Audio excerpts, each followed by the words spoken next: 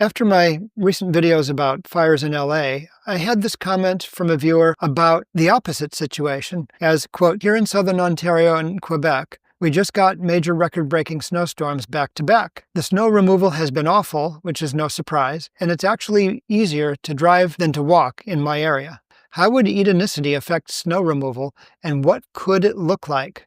Well, not to worry. As somebody with years of car-free experience getting around in the snow, I've got you covered. Today's episode will answer the question behind the question, which is, are car-free cities good in the snow? And I won't even keep you in suspense. The answer is an unequivocal yes, very. We'll explore the snow performance of cars, public transit, bicycling, and cities with Edenicity upgrades. Welcome to Edenicity, best practices for sustainably abundant cities. Let's start with cars. Are cars good in the snow? Absolutely not. They're basically a joke in the snow.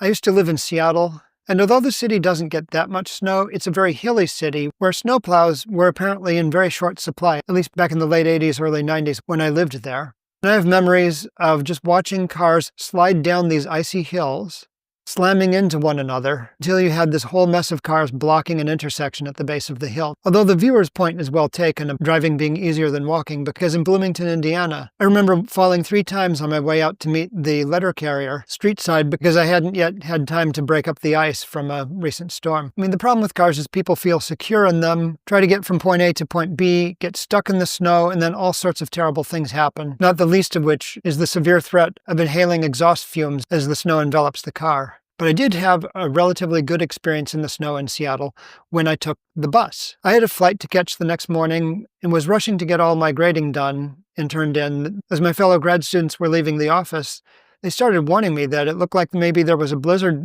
coming in. This is back in, I think, about '89, when weather forecasting was much shorter term than we enjoy today. But I was on a mission, and I barely looked up until the grades were done. And that's when I noticed A, there was indeed a blizzard outside. There were 2-foot-thick snowdrifts forming on the edges of buildings. And B, I was significantly underdressed for it. I'd worn the wrong jacket, the one without the hood. I scurried from building to building a couple of miles back home. By the time I got there, they had already declared it a snow emergency. And on the radio, they were talking about canceling flights. Well, I went ahead and packed anyway and just had the radio on, late into the night, listening to updates about what was going on with the snow emergency. I had planned to take the bus, as I always did, and my roommates were saying maybe I would need to take a cab. But somewhere around 11:30 or 12 at night, they said there were a lot of people stranded downtown, and they were taking buses out of service to put chains on the tires, and that after emergency duty overnight, the buses would resume their regular schedule on a 10-minute delay in the morning. So I said, aha, this is my chance to get to the airport. I'm at least going to show up. If they cancel the flight, well, I'll figure it out from there. I went to the stop. The bus arrived on that 10-minute delay as advertised. We got on the highway, and the highway was just scattered with cars in all kinds of improbable positions with their hazard lights on. We drove past miles of this on our way to the airport, and I'm happy to report the bus had no incidents. It never even showed the slightest sign of slipping or drifting on the ice. In a snowstorm, I'll take a bus over a car any day of the week. What about trams and rail? Well, this is a very old technology. It precedes cars by a couple of decades. The breakthrough occurred in 1888 when Sprague invented the overhead trolley pole and improved electric motor for streetcars. The invention was a huge hit. Within 2 years, the Sprague Streetcar Company had 110 orders from around the world. And as I recently read in The Well-Tempered City by Jonathan F.P. Rose, by 1907, only 19 years after the electric streetcar was invented, cities in the United States were served by 34,000 miles of streetcar lines. And on those occasions where I've boarded a tram in the snow, there's just this air of relief when you get inside. I mean, sure, there's people there who are anxious or impatient because of the weather, but the majority of the passengers exude a carefree air of, thank goodness I don't have to drive in this. In fact, when you read about public transportation, especially tram services, being interrupted by snow, it's invariably because there are cars that have slid on the ice and gotten stuck on the tracks. So the design tip of the moment is to do everything you can to separate your transit systems from interactions with cars and minimize the number of crossings. The same goes for heavier metros, which do fine in the snow, and of course, heavier intercity rail, which has laughed at the snow in all of the cold climates for over a century. So no problem with public transit. It does great in the snow. But what about bicycles in the snow? Now, this is something that I have decades of experience with. I used to live country. Yep, I built that. We used to get some pretty heavy snow and ice storms. The commute was pretty deadly. After a major snowstorm, the road where I lived was just a sheet of ice for the most part. There was a curve where there were several terrifying accidents in the time that I was there. Cars upside down, cars crashed into trees, cars crashed into propane tanks. I mean, it was horrendous. Thank goodness, during my time at least, nobody was even seriously hurt in those crashes. But as somebody who got around mainly by bike, it gave me pause. Now, yes, for some of this time, I had a car, but there were storms that were so sudden and severe that we got caught with insufficient salt. And so it fell to me to get on the bike and pedal into town and get the salt.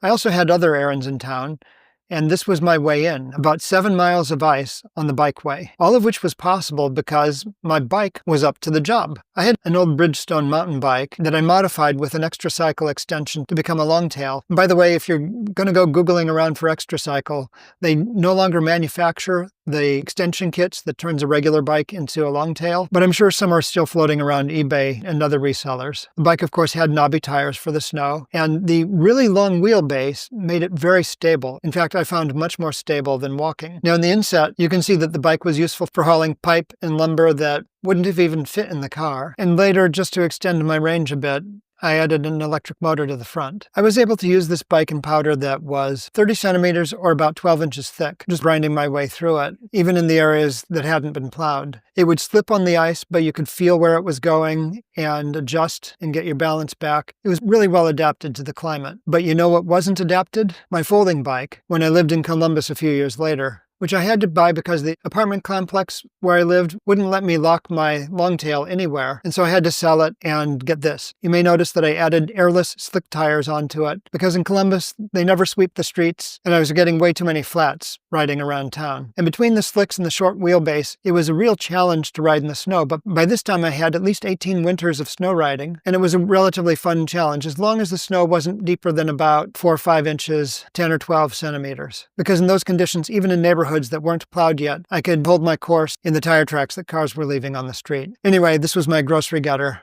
a little bit more squirrely in the cold. But I'm not the only crazy snow biker. There's plenty of people who, of course, enjoy a scenic ride in the snow, as well as routine bike commuters all over the world, with the right equipment and especially timely plowing of the bike paths, which is very rare in the United States, but very common in many other places. You'll see people bicycling year-round in all kinds of weather conditions. For example, if you search on Copenhagen winter bicyclists, you'll find no shortage of pictures of people getting around in the snow by bikes. It's a big thing there. School children, people of all ages. It's just part of the culture. And what makes it all possible, again, is snow removal on a timely basis from the bike paths. Now, where there's snow removal, there's also going to be snow piles.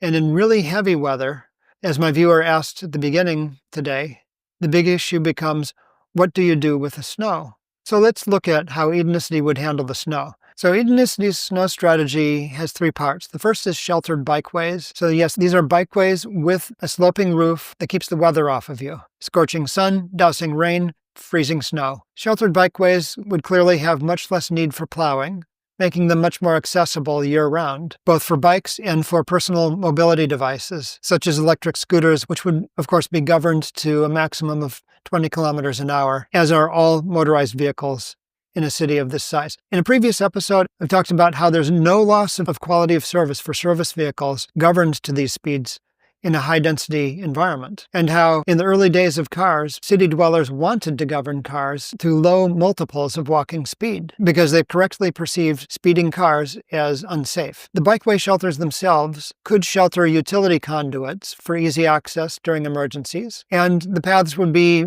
built for service vehicle access. Of course, there is the issue of scraping the snow off of the roofs of the shelters, especially in those sections that have solar photovoltaics embedded in them, but I don't think it'll take that much ingenuity to come up with a standardized mechanical solution to quickly clean those roofs off. But where will the snow from those roofs and other roofs go? Well, in recent episodes, I've been talking about Edenicity being built with water retention landscapes. And in other episodes, I've shown you images of naturalized creek beds in village homes in Davis, California. That's this area here and the area under the bridge here that act as water retention buffers for the landscape.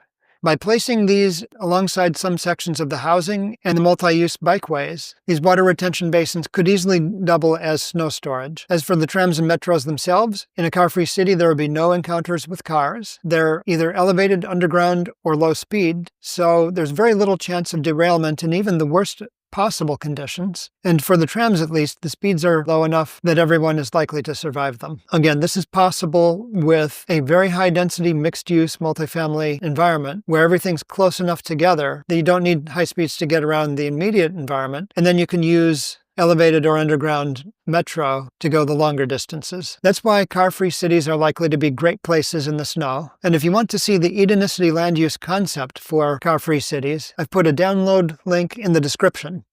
Thanks as always to the wonderful patrons who make this work possible. Take care, stay warm and green.